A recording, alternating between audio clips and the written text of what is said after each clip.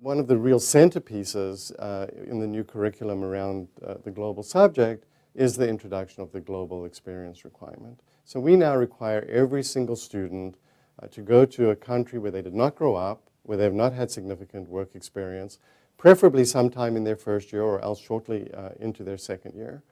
And so students go out of their comfort zone to countries that they've never been before. They do it either on a study trip, or maybe they do it in a global management immersion experience over the summer, or in a regular internship over the summer. But one way or another, they go to a country where they've not had prior experience.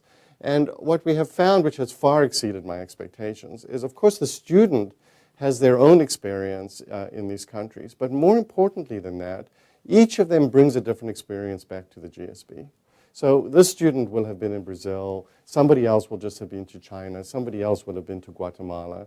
And regardless of what you're talking about in class, you can rely on a student to say, well, you know, I was just in the Middle East. I'm not sure that this concept would really apply in the context that I saw. But perhaps another student will say, well, I was just in India, and I do think that this is highly relevant to the Indian context. So the global requirement, this global experience, gives each student an outbound experience, but then on the inbound side, really enables them to share their experiences, globalizing the entire environment and education. Just the last few years, I've had the incredible pleasure of going on study trips to India and China, Ghana, the Middle East, Kenya, Thailand, the Philippines, a variety of places.